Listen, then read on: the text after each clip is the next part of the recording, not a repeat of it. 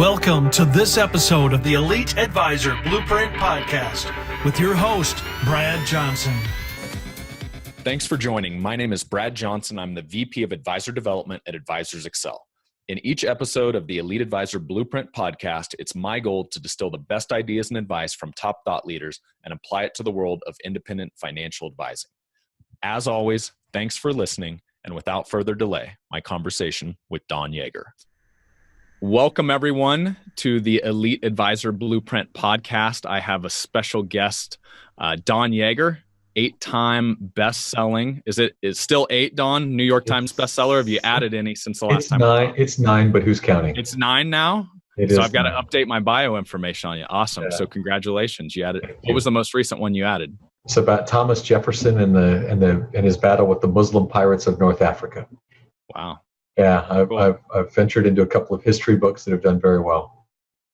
Awesome. So you have such a diverse background. It's awesome to talk about. So you're 9-time New York Times bestselling author. You're an executive coach. You help businesses with their team culture. You were also the longtime associate editor of Sports Illustrated as well. Yeah, pretty crazy.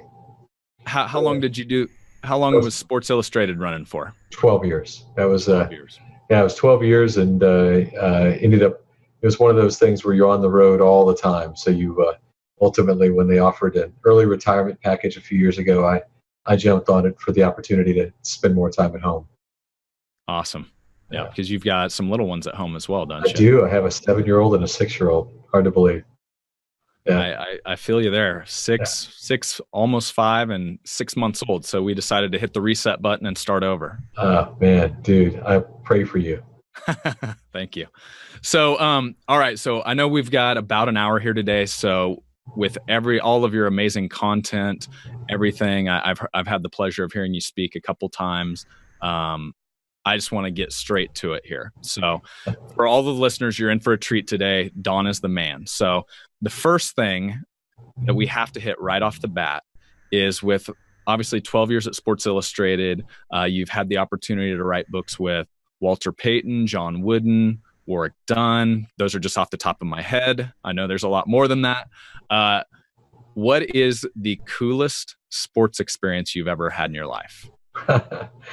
Well, I have to tell you, a few years ago, Michael Jordan does an old man basketball camp where he brings 100 old guys who love the game, who love to play, to Las Vegas, and you play against each other for several days. It's a bunch of guys that don't belong on a court together anymore, still throwing elbows at each other. But on the third day of that event, he actually pulls 20 of us out off the court, and he says, "Today, the 20 of you get to go one-on-one with the greatest player of all time," which is pretty impressive, right? You know, that you can actually call yourself that and have nobody argue with you. Pretty awesome. Wow. So I happen to be one of the 20 guys, and Jordan's assistant steps in and says, "Yeah, the rules are really simple. See, the deal is that today you're going to play a game to 1. The first guy to score wins between you and Michael. And oh, by the way, Michael's going to start with the ball, right? So the odds of you scoring are real low, but she doesn't say that. She doesn't have to. Jordan steps in and says, by the way, while you're thinking about what you're going to do when you get your chance in the court, realize that I've been doing this for 9 years, and in 9 years, 5 guys have ever scored on me, and today there won't be a 6th. So he's totally in your head, right? Well, the guy 2 in front of me, he went out to guard Jordan. He actually went out, threw his elbow in Jordan's chest, and Jordan decided to make sure he understood what that meant. He ball swiped him, knocked his arm away. The guy actually ends up falling on his backside. Jordan takes 2 dribbles, dunks it ferociously, pulls the ball out of the net, and he chucks it onto our buddy, right? As he's laying there on the floor, Jordan throws the ball at him. And he says, "Now you know what it's like to be spanked like a bad child," right? Total trash talker. So I come up 2 guys later, and I back off. I decide to give Jordan space. And he looks at me and he says, "Are you really going to give me the shot?" And I look back at him and I said, "I don't think you have it in you." And Jordan wasn't used to people talking trash back at him. He shakes his head, goes up, takes a shot, and misses. And I get the rebound. And then I take it back outside the 3-point line, which I had to do. And Jordan was stepping up. And as he does so, I said, "Michael, aren't you going to return the favor?" Like encouraging him to be a bad defender. And he looks at me and he said, "I know you don't have that shot in you," right? And as Jordan stepped up, I actually stepped back and from 26 feet hit the shot that I'll talk about for the rest of my life. And Jordan is actually, when I do this as a part of a speech, there's a picture of Jordan right afterward when I'm all goofy trying to get a high five from him, and you can read his lips. He's using a few bombs on me at that moment, and he immediately starts asking me for a rematch. To which I said, "Dude, you had your shot."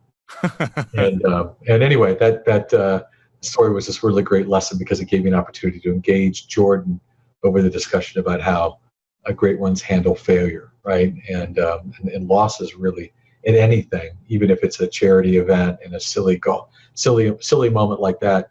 The great ones take those moments personally in ways that allow them to separate themselves from other people. And so it's a story I love to tell, but more importantly, it's a lesson that I love to remember, which is that you'll never, that if you want to be great, you have to take those moments seriously, and you have to realize that every opportunity we have to compete is an opportunity for us to measure ourselves, not necessarily against other people, but measure ourselves.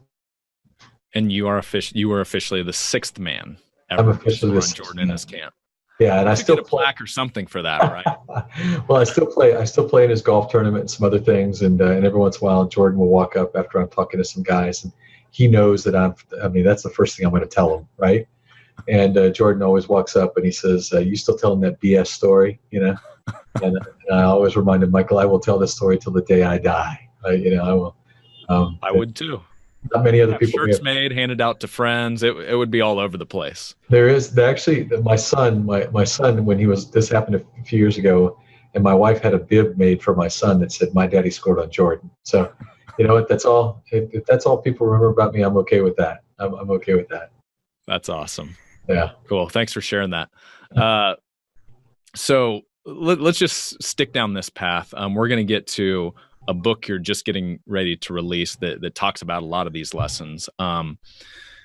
So as I was reading and as I've gotten to know you a little bit over the years from having you speak and work with our company in different ways, one thing that's always fascinated me is your closeness, your exposure to John Wooden, who obviously from a coaching aspect, I don't know that there's a greater coach that ever lived.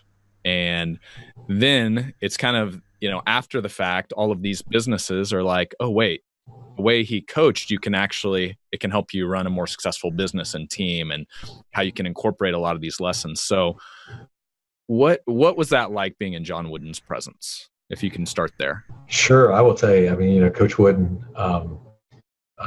for as great as he was, think about it, right? The guy won 10 national championships. He was as you said, in his space, in his sport, greatest of all time.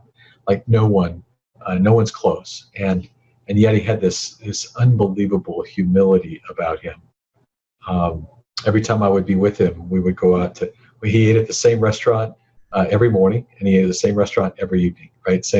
I remember one day asking him, Coach Wooden, how many days a week do you eat here for breakfast? And he said, conservatively, 7. But he just was he was this creature of habit. But every day while we were there, the waitress would be the same waitress that was there the day before, and the next day after that. And every day John Wooden would find something to compliment her about. Your hair is looking really good today. I don't know what's making you smile like that, but you look like you're beaming of something. He found something every day to say to her, and it was just this amazing lesson. Right? In that little restaurant, you could argue the greatest man in that restaurant. Nobody else would have a funeral like him. No one, and yet he found a way to be compliment and be in relation with everybody that was around him. And it was just. I was telling the story today at lunch, actually, that I was with him for 12 years. Every other month for 12 years, I flew to California for a day with him. And I remember he was 98. And I'm thinking, gosh, how many more of these visits do I get? And every time I started going, I started asking myself, and it's a bad thing to ask, but I started wondering, is today the last time I'll see him? And so you always, you want to leave properly. Mm-hmm. And so he's 98. And I'm leaving him, and he lived till he's 99 and a half. So it obviously wasn't my last visit. But as I'm getting up, I said, Coach, every time I leave you, I feel like I'm a better man than when I arrived. And, you say that to most of us, and we aw, shucks, thank you. That means a lot. I appreciate that. John Wooden looked at me and he said, you should make that your standard. I thought, wow, what a heavy burden, right? Because now I'm kind of stuck with that. I have to make sure that every time people leave me, they're leaving better than when they arrived. And it's a really, but that's just who he was. That was his commitment to other people. And that was the way he drove other people to start seeing relationships with each other. So it was one of those game-changing conversations where in the course of a half a sentence, John Wooden put a challenge out there for me that I hopefully I get to live the next 50 years trying to commit myself to. That's intense. Pretty amazing. That you just reminded me. I did a previous podcast with Scott McCain. I love Scott. He told a similar story like that about Zig Ziglar. Yeah. He wrote him a 6-page handwritten note when he lost his wife, and he hadn't talked to him for a year or two. And just that type of standard, the truly the great ones, it's the title of one of your books, the great ones, that's just how they carry themselves.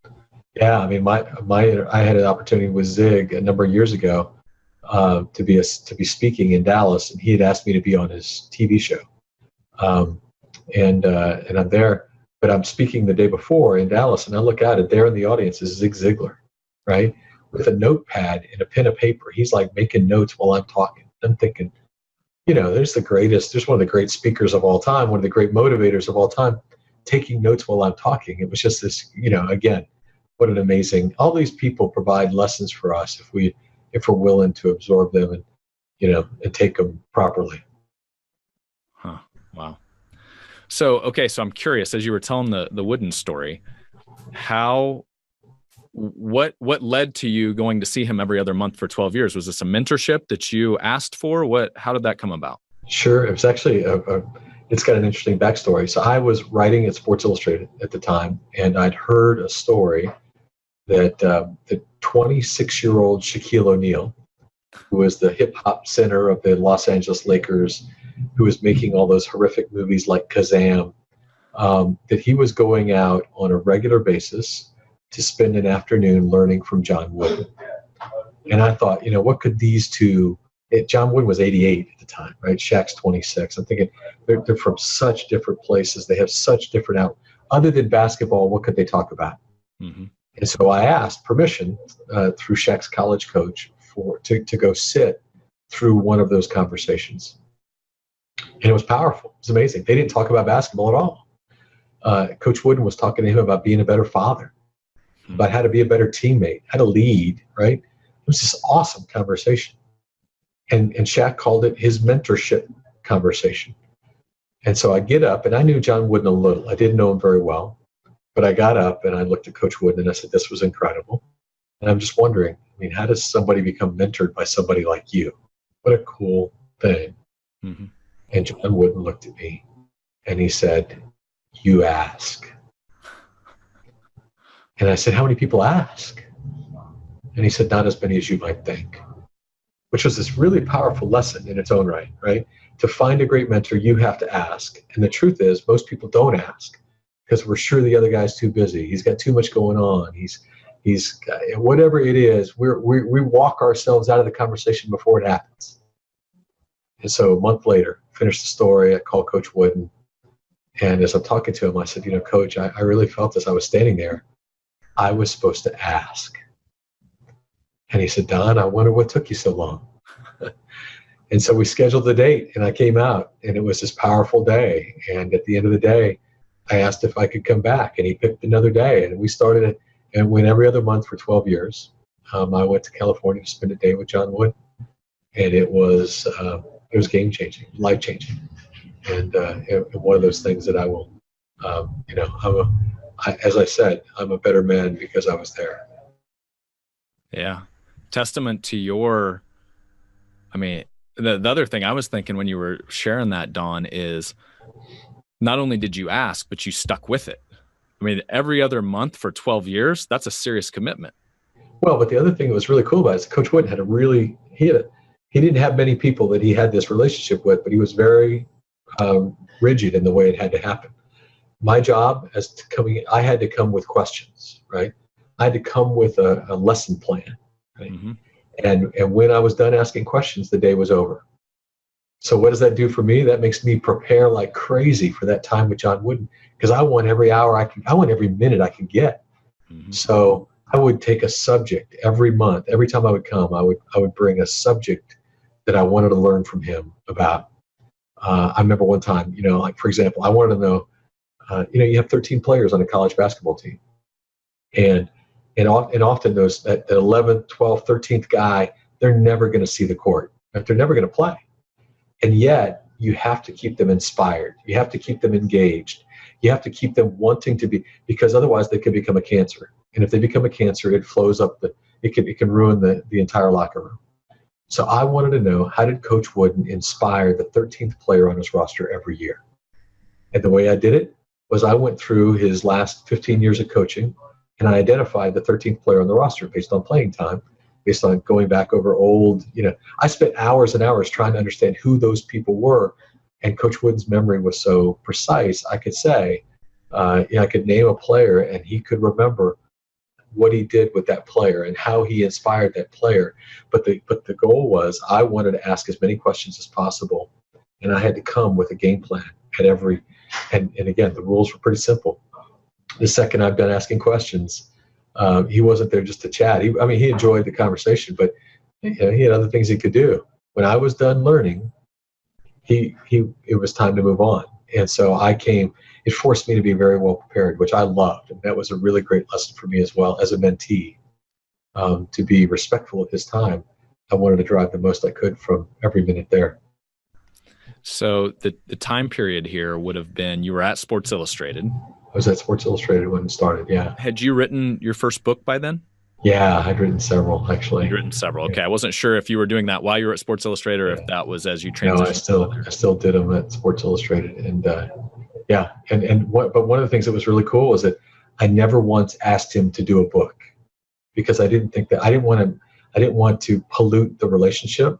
I wanted it to be purely, I'm here to learn, right? And I didn't want him to think it was just a setup so I could make money. Mm-hmm. And finally, after almost 10 years of doing this, he said, by the way, how come you've never asked me about doing a book? He broached the subject. And so we wrote a book together on the power of mentoring. And it's called A Game Plan for Life. And it came out on his 99th birthday. And it was the last book he wrote while he was alive. It was awesome. What an honor. Yeah. Wow. Man, I feel like we should just stop right now. I don't know that it can get any better, man. That's an awesome story. Oh, he's amazing. Wow.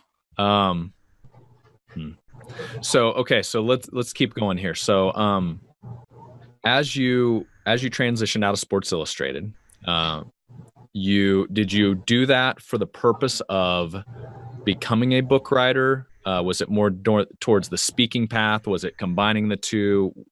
Walk us down the path. Sure. It went from Sports Illustrated to where you are now. Sure. So I've written 25 books now, which is crazy. 25. And I'd written 3 or 4 or 5 of them before I went to Sports Illustrated. And even while I was at SI, I was writing one almost every year. And so when I transitioned out, they offered a buyout, and it was just the perfect time for me to leave. They saw the future of the advertising model that was crippling magazines today, and it was a good time to get out ahead of that crippling situation. But secondly, I wanted to speak. I love to stand. I love sharing stories, but most writers don't like doing it verbally. And I grew to really appreciate and enjoy. I'm the son of a preacher, so I grew to enjoy the opportunity to stand up in front of an audience, tell the exact same story I might have written. But when I'm telling it to you, I get to watch you. I get to see how it impacts you as I'm looking in your eyes. And it was a different dynamic for me, and it made storytelling even more exciting. And so I hired speaking coaches. I went and I decided I was going to take that retirement opportunity to build a speaking business. And last year I did 80 of them all around the world. I get the chance to travel, speak, and share stories and lessons that I've learned from great winners and great teams. Mm-hmm. So, from a book writing perspective, over 20 books. Obviously, this podcast is for financial advisors, right? Sure. Many of the advisors that are our clients and that we help from a business mentoring coaching aspect either are authors or want to be authors. Sure. And some of them want to be authors again. So what advice would you give someone? Let's say it's their very first book. What advice would you give them? A couple tips, 3 tips to help them become an author? Well, first is around the idea of, so 2 things I would offer real quick. One is that people want to read or listen to stories, right? They don't want to listen to advice. They don't want to be preached at. They want to listen to stories. I mean, and so be a storyteller. If you want to make a point about about the importance of making certain decisions, tell stories about people who made that decision, or maybe stories about people who didn't. But whatever it is you do, build your message around storytelling. And the greatest, I argue all the time. I was a senior fellow at West Point earlier this spring, working with cadets. And while I was there, I was explaining to them in my discussions on leadership with them that the greatest leaders of all time are the greatest storytellers, right? That those who can actually make you feel like you're part of the tale are those who can bring people along to do things they wouldn't naturally do. So be a storyteller. The second thing I would tell them is to be organized. And I learned many years ago that the most important thing I could do, the most important aspect of my book writing window, right when I was starting a book and then before it's finished, is that first month when I build the outline. And I build an outline that is so thick. Sometimes you might argue the outline could be the book, right? In the outline, I take myself through every chapter of the book before I ever write a word. I want to say in chapter 1, we're going to tell this story. It's going to lead to this discussion point. It's going to flow to this story. And in fact, my outlines are so precise. I write the first paragraph and the last paragraph of every chapter in the outline. And the reason I do it is because then I know how they're going to flow one to the next, right? Because I know how last chapter ended, I know how the next chapter should start. And so I also am not a big believer in a bunch of independent thoughts. I think people read a book for flow, right? There has to be something there has to be a narrative that pulls it together. The outline keeps me organized. It allows me to be to pay attention to where I'm going with each one. In fact, I'll tell you, I'll make an offer here. If any of you, Brad, if any of your listeners want to send me an email, I'll give you my email address. It's don@team180.com, TEAM180.com. I'll gladly send them one of my outlines, and they can see kind of how that's constructed in a way that allows me to stay strong and organized throughout what can be a really arduous and very lonely process. Awesome. Thanks for making that offer. No, that's bonus stuff, guys. That was not discussed beforehand. So no, I sent a couple of outlines to a couple of folks recently who I think who want to build book projects in your advisor community and in the AE community, and so I'd be glad to share. Appreciate it. No problem. So one of the things we're doing this podcast, you have a new book that's coming out. It's actually, so I wanted to show you this. So this was one of the times you came out to speak out at one of our events. It's torn up. It might have been the first time you autographed. My wife was a volleyball coach, 2-time state champion volleyball coach. So yes. And so I had you write her a little note in here. I wanted to show you it's been read, buddy. This is not one of those books that just sits on a pile, and gathers dust. So awesome. I like it. So she read this, and you are actually taking some of the concepts I would assume out of this, your most latest book that will be released July 19th, great teams, 16 things high-performing organizations do differently. So actually, it's not. It's really fascinating. What had happened, the backstory is that while that book led me to do the speech that I've done for AE a number of times, about individual high performance. What can we do to get the very best from ourselves?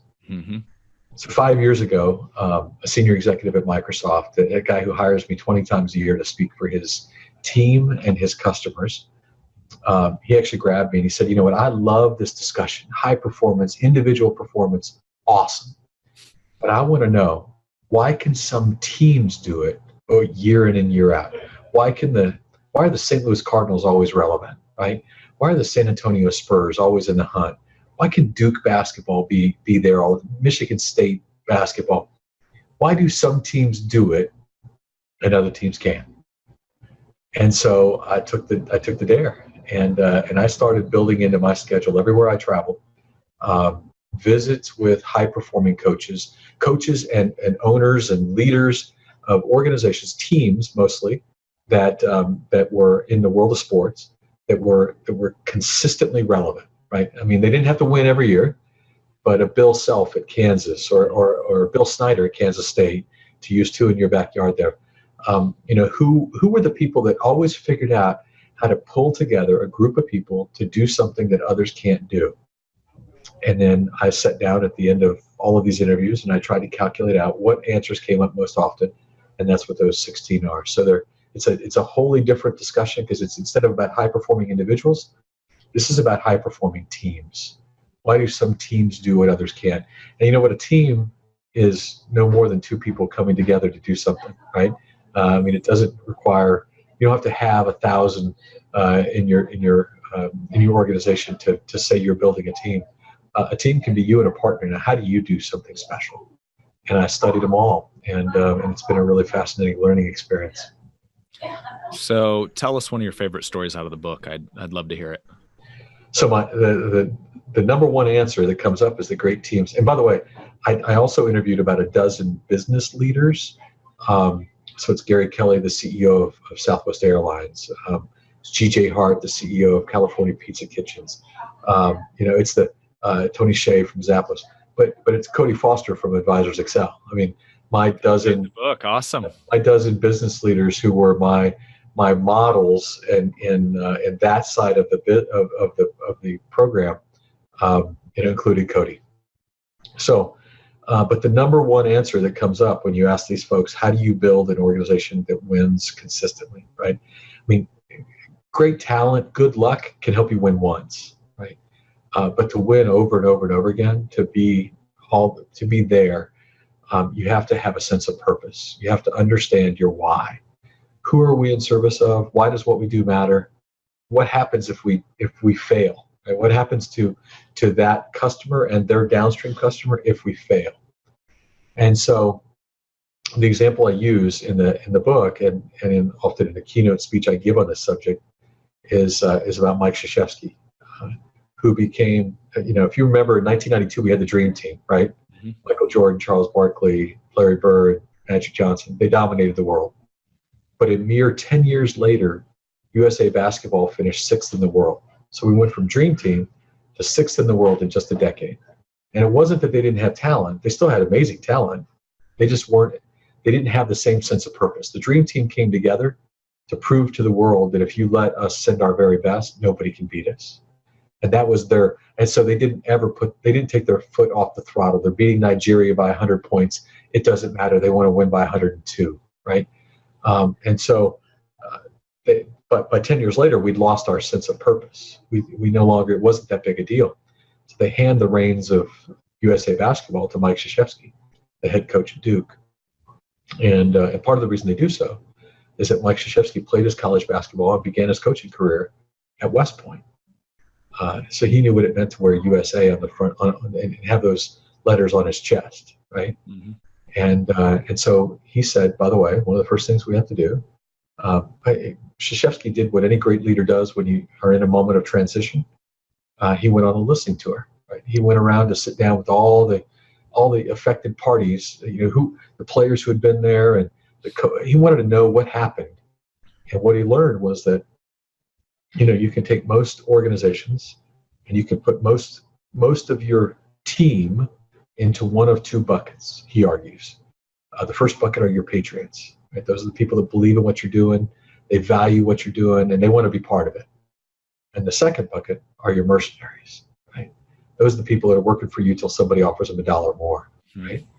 And he said, our problem was we had too many mercenaries in our basketball program. We needed more patriots. I need to infect my team with this sense of greater purpose. So we started bringing in wounded warriors to speak to the players. They turned one of their practice games into a recruiting ceremony where at halftime, 100 young men and women came down out of the stands to sign the paperwork to join the United States military. And our players stood behind them to sign as their witnesses, right? I mean, our players are now connected to that person who's going off to protect our country. I mean, it's just different. You suddenly feel differently about the organization you're part of when you realize that you're part of something big. I mean, in the greatest moment that he had, almost everybody involved with USA Basketball will tell you, was that right before they took the team to the London Olympics in 2012, Coach Krzyzewski took our players to Arlington National Cemetery. And while he's got them there,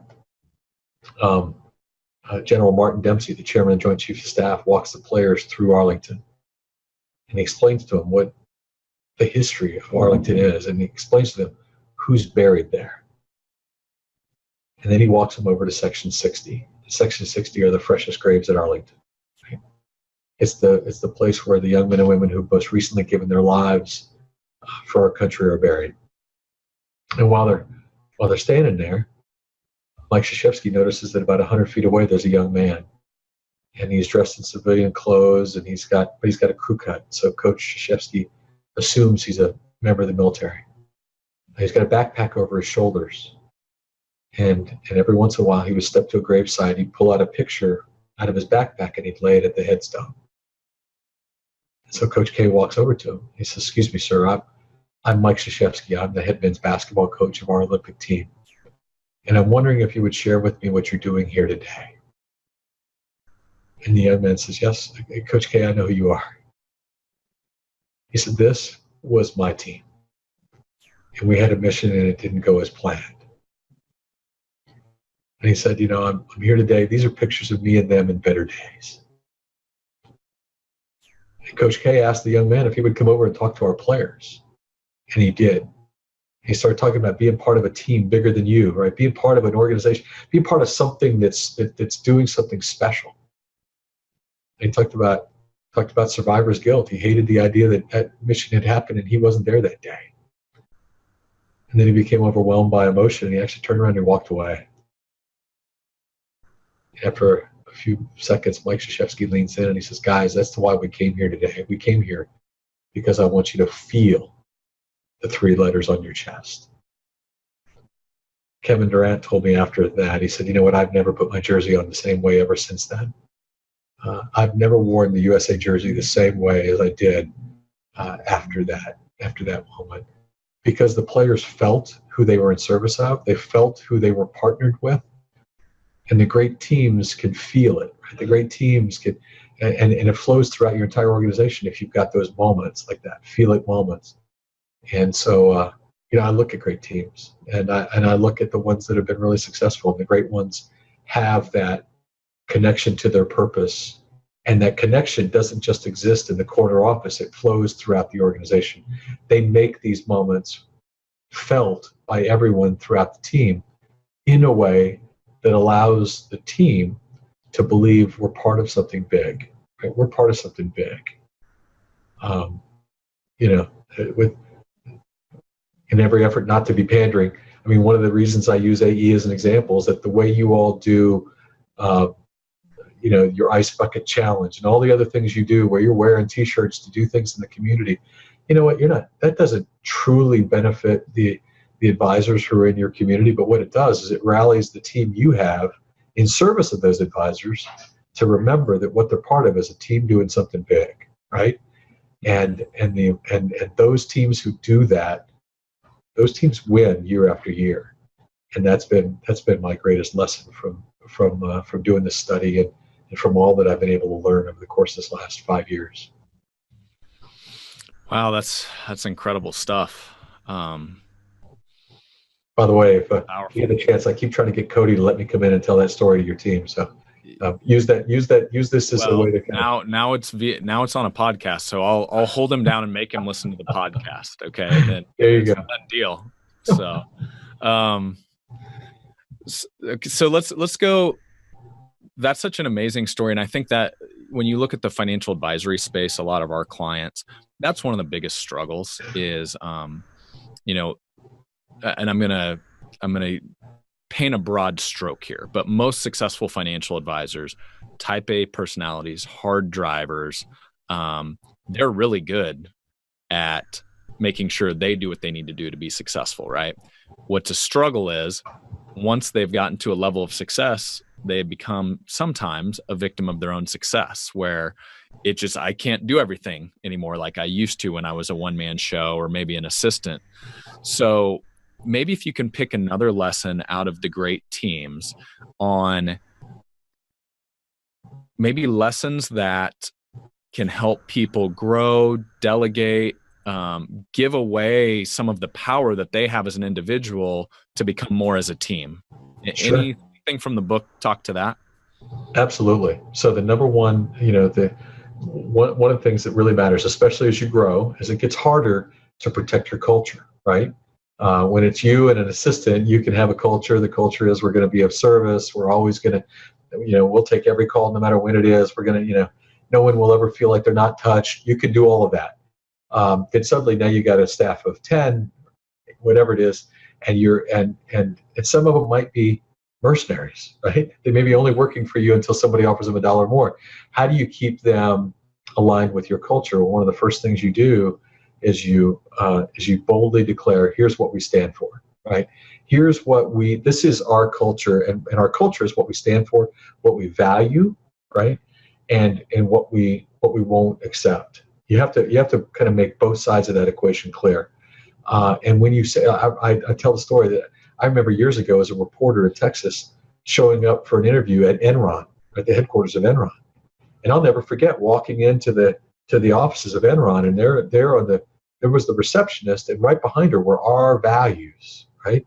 And number one on the values on the wall behind the receptionist at Enron was integrity, right? That wasn't their value, right? The truth was they were living a wholly different value system, but they told the world one thing, they lived a different. The truth is your values are what you live. And if you say, here's what we value in our organization as we grow to 10, and here, by the way, we want to catch people doing things right. And then we want to celebrate them for doing things that align with our values. And the more you do of that as a leader, the more your team, they want to be rewarded, they want to be recognized, they want to feel like what they're doing is everybody wants to be part of something. I mean, I've never met anyone that truly did not want to be part of a winning team or a great organization. So if they want to, we just have to explain to them what that looks like, and then we have to reward them when somebody does those things, right? We need to, and by that I mean it could be as easy as praise. It could be as great as a note of appreciation. It could be a parking space. However you want to do it, but recognize people who are doing the things you say you value. Celebrate daily victories is what Jim Calhoun, the head coach at UConn, used to say to me. Is that if you want to be successful here in any as your organization grows a little bit, is celebrate daily victories. Where somebody on your team is doing something you say you value. And as you celebrate them, they want to do more of it. And then other people say, oh my gosh, I want to do some of that so that I can be celebrated. And you start to make the culture, it embeds itself more deeply, right? It becomes habit. And that's what we want. We want culture to become habit. And so that's something I would tell anybody who's starting to find some success is as you hire people, right? Look for fit, not resume. Some of the most important people, some of the greatest people you find probably have lousy resumes, but they will fit your culture, and that's number one, most important. And then second, celebrate them when they do things right, so that they will want to do more of that to get celebrated more often. Good advice. So So with team building, going through and seeing a number of different teams, I'm sure you had all kinds of different experiences, heard all kinds of different stories. I think one of the things as well that when I look at Advisors Excel, I started, we were 12 employees. Today, I think last count, we were 430. So much different. All because of you too. Well, yeah. I know Cody likes to take a lot of the credit, but we all know how this company was truly built, right, Don? I totally get it. So, as you go, one of the things we do, you spoke to it a little bit, we do different charitable events. One thing is we've gotten larger. It's really cool because they're random people that we're paired up with, right? So we're doing a really awesome cause for the community. But at the same time, there's might be 10 other people there from Advisors Excel that I've never met before. So it becomes this team bonding experience too, going back to the common good. And this is what Advisors Excel is about. Are there, as you study these different teams, these different leaders, coaches, are there any cool sort of team building exercises that you came across that other teams are using that financial advisors might be able to use to bring and pull everybody together as the team grows and gets larger? Well, I think you named one of the most important one, right? Is to do a team building exercise that's it's not not cheesy, not about going out and climbing a ladder together, whatever it is, but it's about service, right? If you can create opportunities for service, that's really valuable. The other thing that when you think team building, to me, a lot of that comes down to camaraderie. And what's the root of camaraderie is knowing each other. The truth is, I spoke to a company. I was in a small office of a company recently where they wanted me to talk to them about teams. And so I looked at two of the people who had been there, and I asked you, how long have you been here? And they, 21 years. How long have you been here? 13 years. So the two of you have worked together for 13 years. Yes, awesome. Can you tell me the names of his children? No, we've never. So one of the things that when you mentioned the opportunity in that service thing, you get to know each other in ways. You create common experiences. You create stories that we can laugh about when we see each other in the hall. That's what drives camaraderie. And then it's about knowing each other. So finding ways to actually introduce your team. We do a little thing in my office. I have 18 employees. It's just not that big a deal.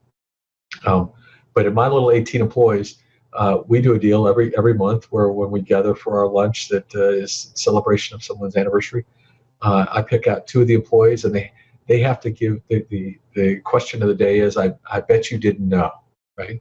And they have to share something about themselves that they're probably a strong opportunity no one else in the office knows. But suddenly you find out a guy, the toughest guy in the room that you think is really, is this guy that's a little gruff and occasionally difficult to deal with, loves to sing karaoke, right? It's this crazy deal. And you learn things because I bet you didn't know is intended to be that, like, tell me something that will totally blow everybody in the room away. How do you build those things, right? You have to be thoughtful in your opportunity to try to create them for those that you have in your sphere. Great. All right, so I've got a list of questions here, and I can already tell you there's no chance I'm getting to half of them. This is awesome stuff. So thank you, Don. This has been fun so far. So but it's been fun so far, so you're anticipating it's going to go downhill from here? Well, I don't think it will, but it's completely up to you. Okay. No, I'll see what I can do. So earlier you shared some tips for people writing their first book. Let's go to the flip side of that coin. What's a mistake or a common mistake you see from first-time authors or guys that maybe have messed something up along the way when they're writing a book? I think again, this is very personal. So I know other people would argue with this. I'm just going to tell you this is my experience, and I think I've done okay in that space. But what I see too many people say, you know what, I'm going to block out from 12 to 2 every day. I'm going to write. Right? That's going to be my window time. I'm going to force myself. I think that's just crap, frankly. Right? I think that part of the reason why I do the whole outline is that some days I might wake up and I'm going, you know what, today I really want to tell the story of Brad and that bear, right? But there's probably not a story about Brad and a bear. There might be, but whatever it is, I may wake up that day and say, that's what I want to write about today. And that may be in chapter 11. But if I've outlined my book well enough, I know I can write that chapter and it doesn't hurt me. Many people think they have to write in sequential order, right? I got to start here, then I got to go there, and I got to do it for 2 hours every day. And I appreciate all that discipline, and I think that's awesome. But I honestly think that if you've done that first piece, which is the good outline, you avoid the mistake of everybody talks about writer's block, right? I'm there, I'm staring at a screen, I don't know what to write. I have never suffered writer's block. I mean, I've written, 25 books, and probably 250,000 words over the course of my just book writing career, and I've never suffered writer's block because I don't put the kind of pressure on myself to say I have to write from noon to 2, and I don't think I have to write in sequential order. I can pick my project up anywhere I want because I feel comfortable with the outline. So I heard the advice, make sure I don't butcher this, write the least amount you feel like writing each day. Do you follow that school of thought where, hey, if I write a sentence today, I'm good if I don't feel like it? Or do you have a set where I need to knock this out chunks at a time? I write. I think you should write when you're passionate about it, right? And often, I'll tell you, now that I have 2 small kids, my writing occurs at midnight, right? And I'll write and sometimes I'll look up and it's 6 a.m. My little boy is wandering out of his room, and I realize I've written all night, but I didn't look at the clock. I don't pay attention to those things. I'm just in the moment, right? I'm writing when I'm passionate, and so that's that's an interesting phrase. I've never thought of it that way. I write whatever I feel like writing, and I don't stay and write any longer past that. Do you find that's your creative time of day is late night, or do you ever go early morning? I'm not an early morning guy. Night owl guy? I'm a night owl guy. Exactly. Huh. Okay. So let's keep going here. So you have some incredible people that you've written their life lessons. And when I say incredible, they're incredible people because I've heard you tell stories about them, but they're also incredibly successful to the outside world. I'm going to throw a few names at you. You already mentioned some stories on John Wooden, so maybe I'll skip over him for now. Someone like a Walter Payton or someone like a Warrick Dunn. Let's tailor it to it can be life in general, but it can also apply to business for a financial advisor. What are some lessons or some things you took away from those great people when you were rubbing elbows with them that you think people could benefit from here today on the call? Well, I've shared the story with Walter Payton. I mean, again, the biggest piece for him, he was hyper-focused as a person on doing something every day for someone who couldn't return his favor. Right? That was his big deal. And he wanted to make sure it was real. Like, he wanted to do something. It wasn't sign an autograph. It was write a letter, or it was make a phone call, or it was drop by a charity or a hospital. He did something every day. He believed that was his little, that was his place every day, was to find somebody or something he could do that couldn't give him anything back. Like, it wasn't for a sponsor. It wasn't for the team. It was something that he did every day for someone who couldn't give him anything in return. Go ahead. Do you have any examples, just a quick story on here's one way he did that? Sure. So in the year that they won the Super Bowl, in 1985 Bears, right? They were, the 30 for 30 was just done on them recently. Mm-hmm. That team, it was the greatest Chicago Bears team of all time. But for all the talent they had, they had a young woman who was the front desk clerk at their training complex, and she was having a rough time at home, and Walter knew it, because every day on his way into work, right, he stopped at her desk to talk about her 3 children. And she would tell them stories, but part of what she told him was that the children were acting up in school because there was so much friction at home between she and her husband. It was causing them to carry some of that to school. So Walter Payton, on 5 different occasions during the Super Bowl year, the greatest year Chicago Bears have ever had, he got up every morning. He got up at the end of practice when everybody else left the stadium, left the practice facility. Walter walked back and tapped that woman on the shoulder and told her to go spend the afternoon with her children.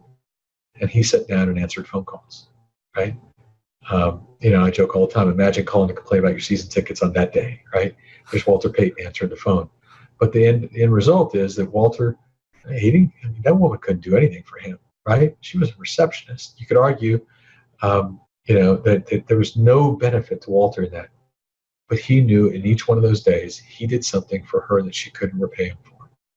He sent her home to spend the afternoon with her kids.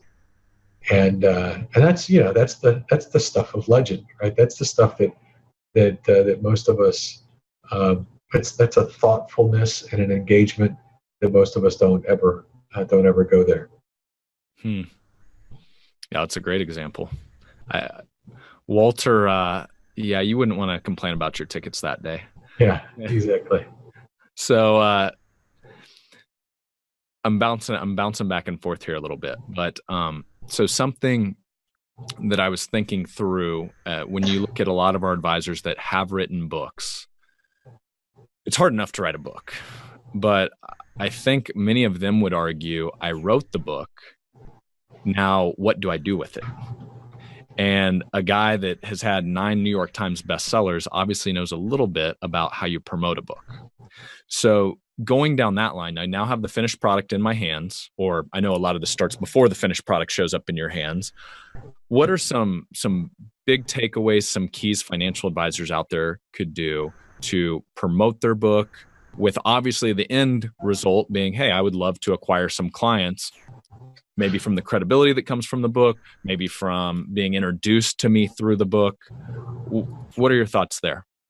So a couple of things I would tell you is that, every book that I've written, 6 months out, whatever it is, I sit down with the public relations team that's going to work with me on the promotion of the book. And the first thing I do is, the first question always asked is, give me 3 or 4 nuggets in this book that will surprise people, or that will make them go, wow, okay, I had no idea. That's a really great idea. Boy, I wish I'd thought of that, right? And the truth is, I've read some of the financial advisor books that are out there. I've read some that are written by AE advisors. And by and large, a lot of the advice is very close to the same. But each one of your advisors has that little, either it's a backstory or it's some kind of piece of advice or something that you offer that's different from other people. And then so reduce your entire book. It's kind of awkward because I'm telling you now, you've written 50,000 words, reduce it to 3 nuggets. But you have to, because if you're going to try to get any attention, a reporter needs to know, here are the 2 or 3 nuggets that they'll find interesting and unique about the story you're presenting. Financial advisor with a book, there are a lot of them these days, right? We all know that. But the great ones, the ones that can actually get attention, are those that can synthesize the 2 or 3 or 4 things that they really think somebody can take from their book in short nuggets. Then you reach out. Then the 2 things. Number one, you reach out and through your public relations team or whatever it is, introduce yourself to as many of the local media as you can, right? But then secondly, stay hyper aware of current events, right? What's happening? If there's if Brexit, Britain's exit from the EU is a big story in the news over the next 2 weeks. How can one of those 3 nuggets that you've got in your book relate to what's happening in the world today? How can, if the Dow drops 500 points today, how can something you've got in your book serve as instructive for a person who's freaked out over that kind of a loss? You have to do the work on the front end, which is the reduction of your story to 3 to 4 really solid nuggets. And then secondly, look for opportunities to look for local stories. Some guy's going out of business and he's going to let 100 employees go. That could be a really great place for you to go to the local media and say, by the way, you know what, those 100 employees are going to be stretched in a tight marketplace, to think through how they're getting. But the last thing they should do is cash in their 401k Many people think it's the first place they should go. It's, if you're, I mean, think of a way that a local story can relate to what you do and the advice you give, and then give freely, like give this advice, and pretty soon people go, wow, that guy's got some. I think I want that guy on my side, right? And so those would be two things I'd say: reduce it to a few nuggets, and then work with your public relations team or whatever it is to think through, how can we make what I have here? How can I create a local angle for what we've got? Okay, so what are your channels to take that advice, which is great advice, and take it even a step further? We're obviously on a podcast here today, and we're talking about your upcoming book. So podcasts, that might make a lot of sense, right? Absolutely. But what other media sources, or where have you found success? Different, let's call them funnels. If a podcast was a funnel, if TV was a funnel, if radio was a funnel, if your website, your internet presence was a funnel, where have you seen some of the best success with your books? Well, so we do things like, so I've got this new book coming out. One of the things we've done is I reached out to, and gosh, think about this. You could do this too. One of your advisors could. I reached out to 100 coaches, and again, we're talking about something slightly different, but not totally. Mike Krzyzewski he reads the manuscript of my book. He sends me a quote, right? And so what's going to happen on the day the book comes out? Well, this is going to go for 60 days, actually, for me. Starting 30 days before the book comes out, we're going to post a quote from Mike Krzyzewski on my social media. We're going to send a note to Coach K saying, Coach, thanks so much for your kind words about my book. And he will retweet that. He'll share that quote so that other people now are suddenly going, wow. So what if your advisor were to identify, let's say there's 25 stories they tell in their book of people who they have the permission to share the stories about. And what if some of those people would be willing, when the book is getting ready to come out, they hit them with social media. And they said, by the way, Brad, thanks so much. I really, I love telling your story. And thanks for letting me share that with other people. The book's coming out in a couple weeks. Would you mind sharing it with your friends? Right. Mm-hmm. Now, Brad sends a little note on his Facebook, and you may have, you probably have 5-6 friends. Other people probably have more. My wife has a lot, though. Okay, good. So let's ask your wife to do this. But you ask other people who have, you're looking for downstream influence, right? You've now shared something. So you want people to congratulate you on this really cool book and the lessons that are learned in it. And then somebody will go, wow, I wonder what that book's about. Click, right? There's an embedded link in the social media post. Click, and they can have the opportunity to order the book or get a free copy or whatever you want to do. Well, so and to take that a step further, something we were talking about before we went live here, you're offering a digital download of the first chapter, right? So if that link then takes them to your website where they can get their free digital download or a reduced price for the book, different things. Right. And by the way, in order to get the digital download, and I'll admit this to those who are listening, and I hope they will, when they come to that page, which is teams.donyaeger.com, and I'll send it to you. You can put it in the text that comes with this podcast. But in order to get that download, they have to enter their email address for it to be emailed to them. Mm-hmm. Well, that's awesome for me, because now I have the opportunity to reach back to them and say, by the way, I hope you enjoyed that first chapter. And if you did, I hope you'll buy the entire book. And here's a link to buy it at a discount at any one of the major retailers in America. So it's how do you create value for other people, and how do you create opportunities for more people to hear about your project? The book is a great way for friends and other people to say, congratulations to my buddy Brad, who just wrote a dynamic book about how to save, how to make sure your retirement years are the best years of your life, right? Mm-hmm. Click here, and then boom, people start clicking. Hey, you get a free chapter if you by clicking here. You just got to enter your email address. Once they enter their email address, they're a prospect, baby. Mm-hmm. It's awesome. Yeah.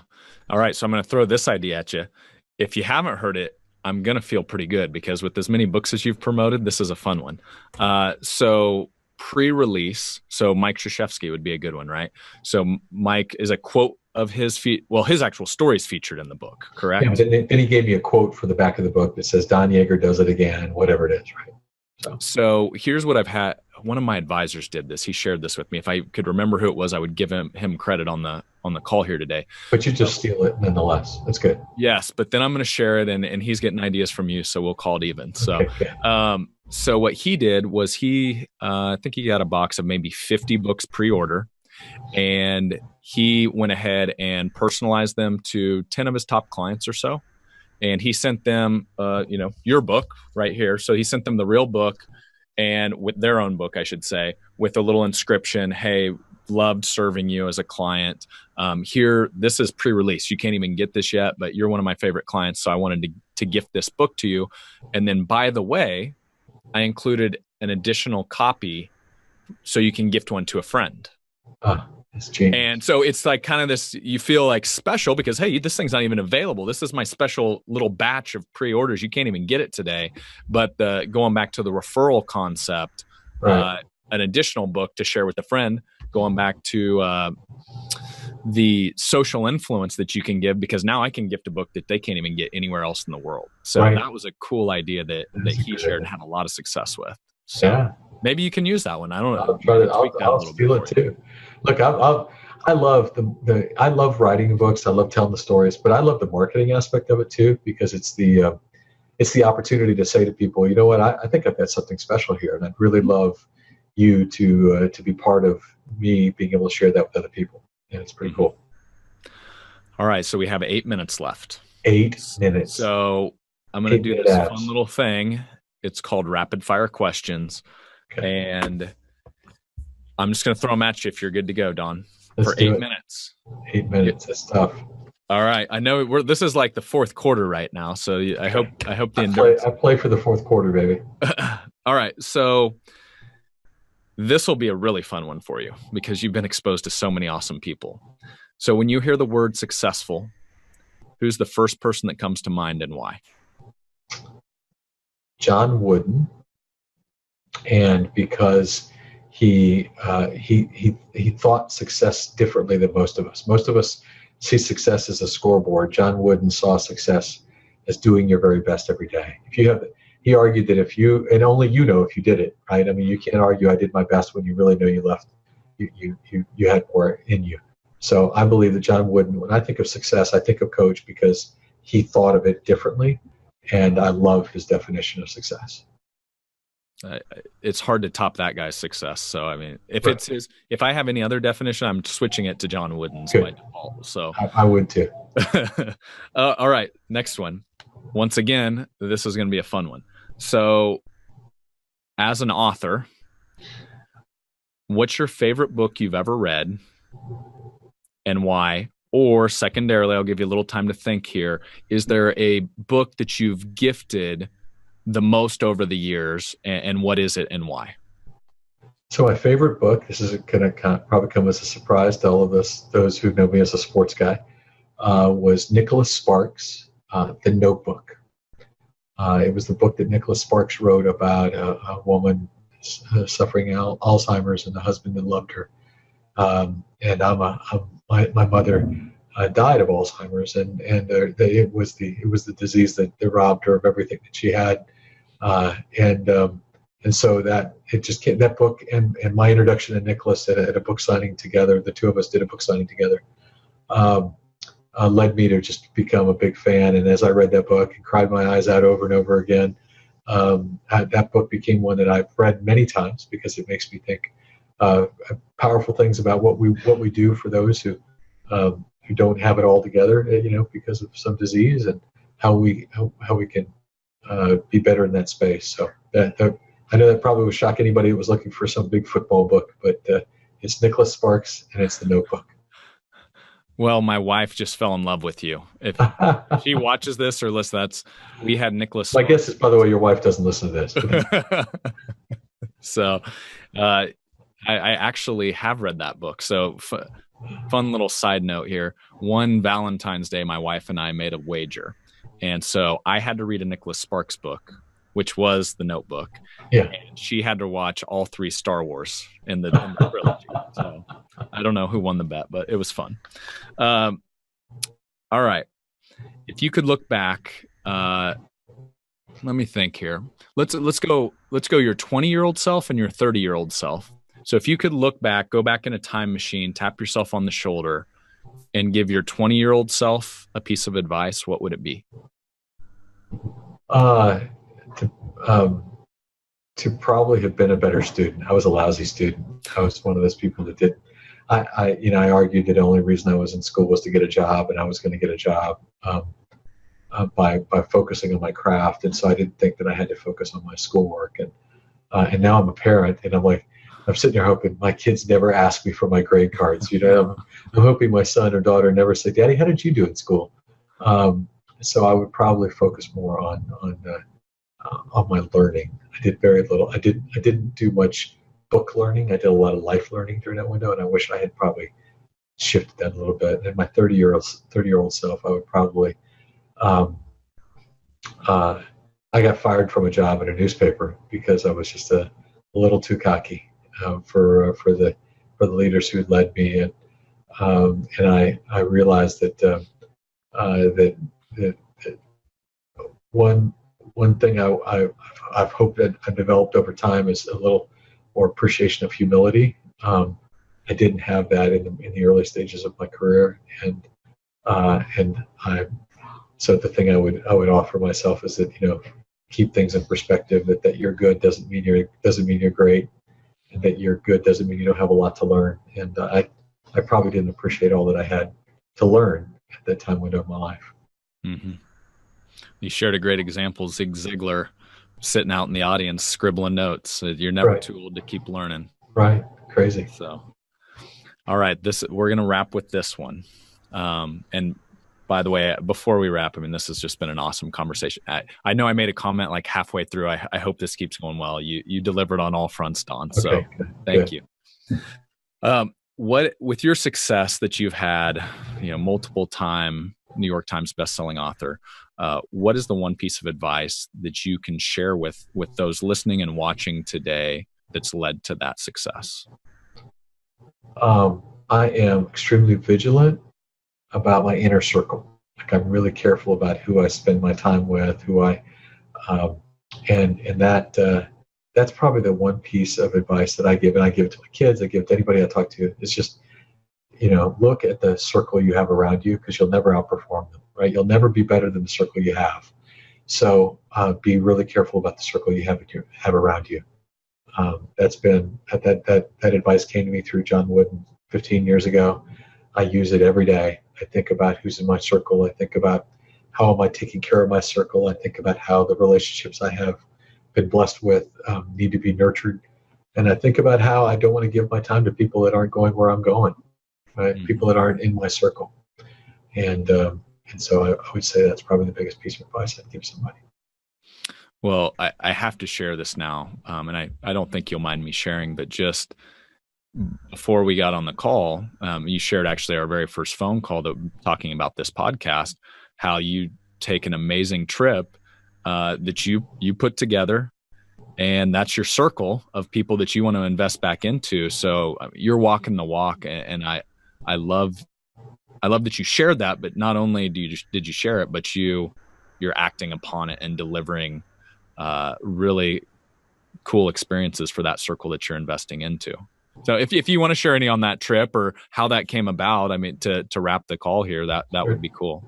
Every year I take a group of, they're guys. It's 20 to 25 guys who have been influential in my life at some stage. They've helped me. They've helped me keep perspective, or they've helped me in some ways understand who I could be, or encourage me in ways.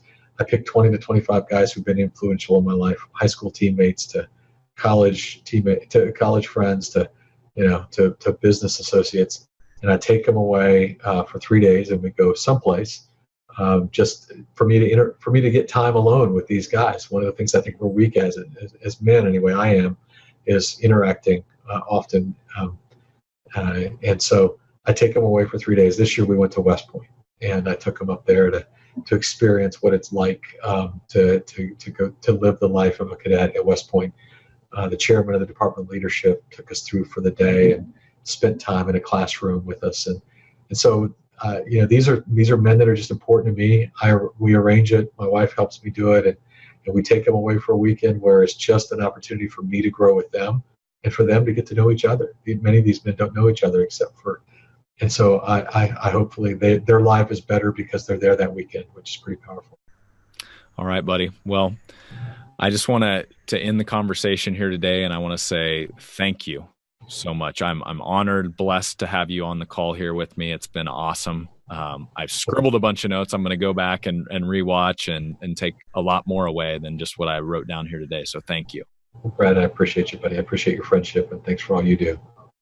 All right, Don, take care. Awesome.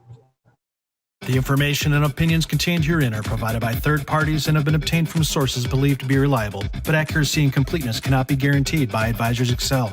The guest speaker is not affiliated with or sponsored by Advisors Excel, for financial professional use only, not to be used with the general public or in a sales situation.